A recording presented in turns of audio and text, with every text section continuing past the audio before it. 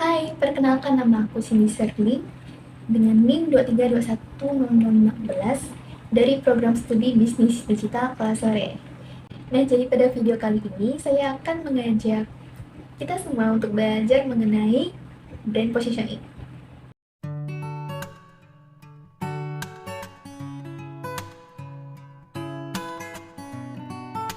Nah, sebelumnya kalian udah pernah dengar belum tentang brand positioning? Kalau saya jujur saya belum pernah dengar. Tapi saya sudah melakukan beberapa research dan saya sudah mengumpulkan beberapa informasi-informasi yang akan saya bagikan kepada kalian pada video ini. Jadi kita mulai saja. Nah, jadi saya sudah mengumpulkan beberapa kumpulan definisi brand positioning dari para ahli. Yang pertama di sini ada menurut Al Ries dan Jack Trout.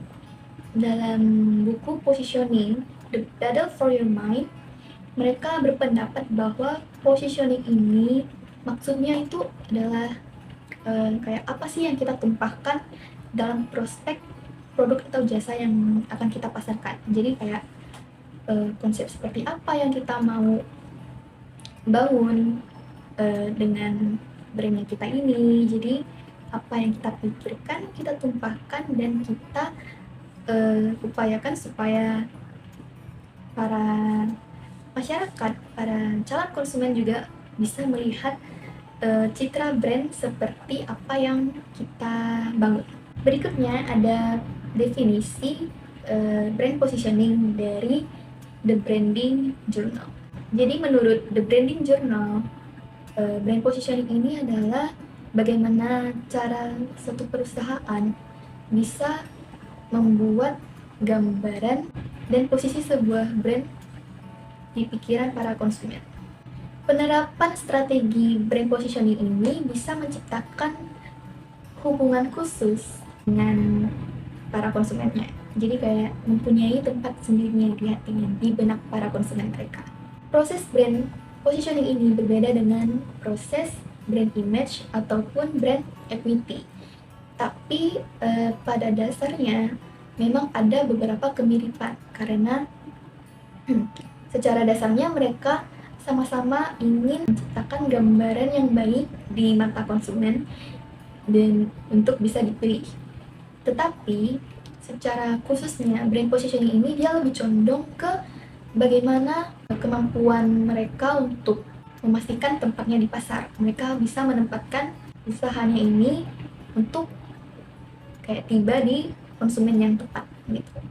Brand positioning ini mereka akan melihat kondisi pasar, mereka akan menetapkan target pasarnya, mereka juga akan mengasosiasikan hingga akhirnya membuat para konsumen yakin untuk memilih produknya mereka karena mereka berbeda dari produk-produk yang lain.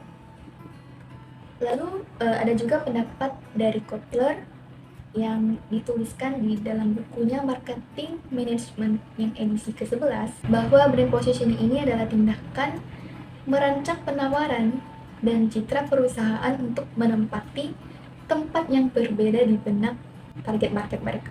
Jadi mempunyai tempat tersendiri. Jadi pada dasarnya mereka emang sama-sama definisi dari brand positioning itu untuk mencuri hati para konsumennya. Saya akan berikan satu contoh. Misalnya, saya mempunyai teman yang namanya Kina. Nah, Kina ini mempunyai usaha menjual pakaian motif batik.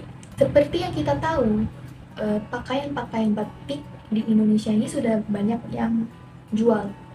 Sudah banyak pesaingnya. Nah, gimana sih caranya si teman saya ini Kina untuk bisa menaikkan brandnya dia supaya bisa dilirik oleh para masyarakat dan bisa menjadi brand yang akan dipilih dari sekian banyaknya brand-brand lainnya. Jadi kita bisa mengoptimalkan strategi dari brand positioning ini.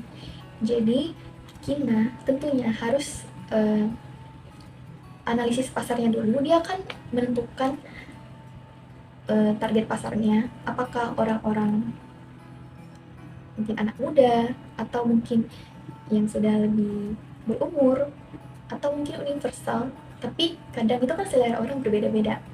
Kalau dia udah menganalisis pasar, selanjutnya dia bisa mungkin berinovatif, membuat menonjolkan kelebihan dari brandnya itu. Misalnya dengan menjual pakaian batik yang bahannya premium tapi dengan harga yang lebih murah, atau mungkin dia akan menjual motif yang lebih bervariatif, atau mungkin motif-motif yang masih langka ditemukan, atau mungkin dia juga bisa dengan berkolaborasi dengan brand-brand ternama, atau mungkin dengan karakter-karakter, atau mungkin dengan selebriti, dan itu tentunya akan membantu menaikkan brandnya dia ini, dan tokonya dikenal sebagai brand yang mempunyai ciri khasnya ini. Dan jadi brand positioning ini adalah strategi untuk mempromosikan barang atau jasa yang dimiliki suatu brand dengan membuat pembeda dari brand-brand para pesaing. Misalnya dengan menonjolkan kelebihan-kelebihan dari brand agar menjadi suatu ciri khas yang tidak akan bisa ditiru oleh brand-brand lainnya. Ada cara untuk menentukan brand positioning. Di sini yang pertama itu dengan menentukan apa sih sisi unik dari brandnya kita ini. Jadi kita harus tahu dulu apa keunikan dari brandnya kita ini. Apakah mungkin dari kualitasnya, apakah mungkin dari harganya, dan masih banyak lagi. Lalu yang kedua itu dengan menganalisis pesaing dari pasar. Jadi harus tahu dulu nih, pesaing-pesaing yang relevan dengan produk atau jasa yang kita tawarkan ini. Ya kita dengan tahu apa yang mereka tawarkan, kita bisa membuat perbedaan yang lain supaya brand kita ini tidak hanya terkesan mengikuti dari brand mereka, tapi kita juga mempunyai kelebihannya kita sendiri. Lalu yang ketiga itu dengan menentukan target pasar. Karena kita dengan menentukan target pasar itu setidaknya itu mempermudah promosinya kita supaya tidak salah target. Lalu yang keempat itu dengan membuat tagline yang kuat. Jadi kita harus mempunyai tagline yang konsisten kita promosikan. Jadi setiap kita promosikan, kita akan menyertakan tagline tersebut supaya menjadi identitas dari brandnya kita sendiri. Dan seluruh identitas dari brand itu harus bersifat konsisten supaya tidak membingungkan para konsumen. Dalam brand positioning, mempunyai target pasar itu sangat penting. Kenapa? Karena kalau kita mempunyai target pasar, jadi kan kita lebih memudahkan brand kita sendiri untuk menjual produk kita. Karena kita tahu bahwa ada sekumpulan orang yang tertarik dengan produk atau jasa yang kita tawarkan. Jadi kita akan lebih gampang untuk mempromosikan brand kita secara ideal kepada mereka. Dan mempunyai target pasar yang spesifik ini akan membantu penjualan, karena setidaknya pasti ada yang tertarik untuk membeli produk kita dibandingkan dengan membuat target pasar yang terlalu luas dan tidak mempunyai hasil yang efektif. Nah, selanjutnya di sini ada jenis-jenis dari brand positioning. Jadi saya menemukan ada 3 jenis brand positioning. Yang pertama itu price based positioning. Jadi kunci utama promosi brand positioningnya ini dengan harganya ini. Misalnya suatu usaha ini dia menentukan harga yang termurah di pasar sehingga lebih diminati oleh pelanggan. Karena siapa sih yang nggak mau yang lebih murah? Saya juga mau. Kedua itu ada convenience based positioning. Jadi dia lebih fokus kepada kenyamanan dan kemudahan dalam pemakaian produk atau jasa dari brandnya ini. Kenyamanannya ini bisa didukung dari lokasi pembuatan, kemudahan aksesibilitasnya, dukungan dari berbagai platform, desain produk, dan lain-lain. Desain produk itu gimana sih maksudnya? Desain produknya itu misalnya kalau kita membuat desain brand yang menarik, misalnya membuat desain produk yang lucu deh. Biasanya kan wanita-wanita suka sama brand sama desain-desain yang lucu-lucu. Jadi kayak ada alasan untuk beli. Kenapa beli ini? Karena lucu. Lalu yang ketiga itu ada dari quality based positioning. Jadi dia memfokuskan kualitas produk atau jasa yang mereka tawarkan ini. Kualitas produknya ini bisa dari bahan baku, proses pembuatan, produksi dengan handmade mungkin. Bagaimanapun dengan kualitas yang lebih tinggi pastinya mempunyai alasan kenapa brand ini mempunyai harga yang tinggi juga, karena menyesuaikan kualitasnya. Ada harga, ada kualitas. Berikutnya ada manfaat dari brand positioning. Yang pertama itu ada untuk mendorong perusahaan untuk menganalisis kompetitornya. Nah, dengan menganalisis kompetitor ini juga cukup penting ya dalam proses brand positioning, karena bagaimanapun kita ingin membuat pembeda dari brand-brand lainnya, jadi kita harus analisis terlebih dahulu. Yang kedua itu dengan meningkatkan loyalitas konsumen. Jadi kita harus membuat kayak base para pelanggan yang akan terus berlangganan dengan brand kita. Lalu manfaat yang ketiga itu perusahaan bisa menetapkan kualitas dan harga yang sesuai. 4. Untuk menyaring aspirasi-aspirasi dari pelanggan secara efektif.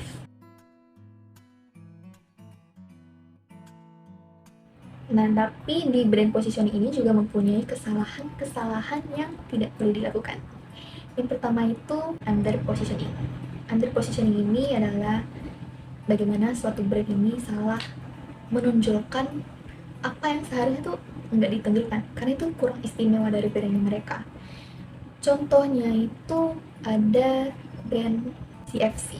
Jadi restoran CFC ini kan mempunyai slogan bukan cuma ayam, tapi nyatanya ya slogannya ini dan brandnya mereka ini tidak begitu menarik perhatian masyarakat, karena nama brandnya saja sudah mirip dengan KFC, Kentucky Fried Chicken, dan orang-orang memang lebih percaya dengan KFC karena walaupun bukan cuma ayam, cuman mereka juga mungkin dari kualitasnya juga lebih enak, dan promosi KFC ini dari dulu juga udah bagus, jadi ya kayak brand yang legenda lah. Itu kedua itu ada over positioning. Jadi over positioning ini adalah strategi mereka mempromosikan brandnya ini terlalu tinggi, kayak membuat ekspektasi para masyarakat ini kepada brand ini terlalu tinggi. Jadi anggapan mereka juga brand ini tuh lebih mahal, atau mungkin kayak mereka juga tidak berani untuk cobanya seperti itu. Misalnya kayak Starbucks, tapi Starbucks walaupun memang dia ini cukup mahal, itu juga didukung karena kualitasnya yang bagus. Kalau misalnya suatu brand ini kualitasnya biasa-biasa saja, tidak banyak berbeda dengan brand-brand lain, dan dia membuat kesan brand ini terlalu mahal dan kayak susah dijangkau oleh masyarakat, ini juga akan menurunkan antusias mereka untuk membeli. Lalu kesalahan yang ketiga itu ada confused positioning. Jadi confused positioning seperti namanya, dia membuat para konsumen bingung dengan brand yang mereka ingini. Nah, mungkin mereka sering rebranding atau tidak konsisten dalam promosikan produknya ini. Contoh brand yang membuat confused positioning ini Twitter. Karena Twitter itu kan dia mempunyai ciri khasnya dari dulu itu logonya kayak yang burung itu kan, warna biru, dan itu tuh udah banyak banget yang menggunakan Twitter dari dulu. Tapi tiba-tiba karena gantian pemilik Twitter, jadi dilakukanlah rebranding yang dimana logonya berubah menjadi X, dan bahkan namanya itu bukan Twitter lagi, udah jadi X. Jadi itu tentunya akan membuat para pengguna Twitter itu merasa bingung dan sedikit kecewa, karena ya yang brand yang dari dulu udah legend yang kita panggil sebagai Twitter itu tiba-tiba harus berubah nama menjadi X, dan logonya aja berubah. Itu udah nggak kayak Twitter lagi, ciri khasnya udah hilang. Kesalahan brand positioning yang keempat itu ada doubtful positioning.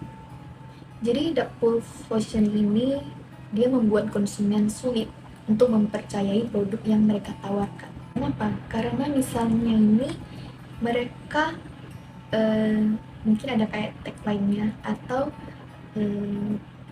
statement-nya mereka mengenai brand-nya mereka ini dengan kualitas yang nomor satu. Itu tuh lebih kayak tidak bisa dipercayai dong, tidak seluruhnya valid, karena pasti brand-brand lain juga bagus-bagus saja gitu kan. Cenderung para konsumen itu rasa kayak takut termakan oleh marketingnya mereka aja, jadi tidak begitu percaya dengan promosinya. Berikutnya ini ada asosiasi brand positioning. Yang pertama itu ada points of difference. Ini points of difference dia akan menonjolkan perbedaannya dari brand-brand lain. Suatu brand ini akan berusaha untuk dinilai positif oleh para konsumen dan diyakini sulit untuk menemukan perbedaannya dari brand-brand lain. Points of difference ini harus mencapai beberapa kriteria supaya brandnya ini akan tetap berada di benak para konsumen. Yang pertama itu suatu brand itu harus desirability, jadi mereka akan diinginkan oleh konsumen. Lalu yang kedua itu deliverability, yaitu suatu usahanya ini, brand ini mempunyai sumber daya internal dan komitmen untuk memelihara asosiasi merek di benak konsumen. Lalu yang ketiga itu differentiability, jadi suatu mereknya itu harus mempunyai ciri khas dan yang bisa ditonjolkan agar lebih unggul dari para pesaing. Yang kedua itu ada points of parity. Points of parity ini adalah atribut yang bertujuan untuk meniadakan points of difference pesaing. Nah, ada juga pertimbangan-pertimbangan dalam memilih points of difference dan points of parity. Yang pertama itu means of differentiation.